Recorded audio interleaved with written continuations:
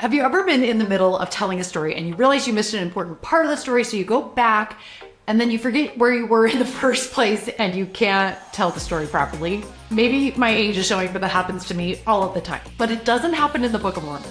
The Book of Mormon includes multiple flashbacks. These are non-linear narratives where the story doesn't go, and this happened, and then this happened, and then this happened, but it actually skips forward and backward in time.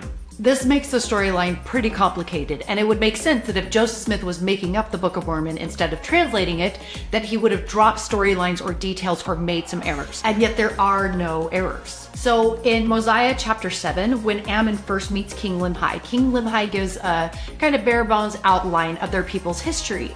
And then that outline matches perfectly with the details that are given later in Mosiah chapters 9 through 22. Then there's a second flashback later on in Mosiah, and that flashback picks up perfectly where the last one left off. Then when you look at the purpose of these non-linear narratives, it's very obvious that these were very specifically planned. So by adding these stories as flashbacks, the story of King Limhi and his people and Alma and his people, they're able to be told in parallel ways instead of sequentially, so that the parallel messages of them are perfectly clear. And the message is, God can save his people. He saved the people of Limhi through the aid of earthly angels, and he saved the people of Alma through direct heavenly help.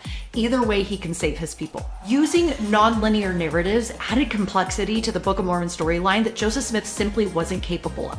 However, Mormon, who by this time was an expert historian, was capable of telling a non-linear narrative that was both historically accurate and religiously significant. Just one more evidence that the Book of Mormon is true.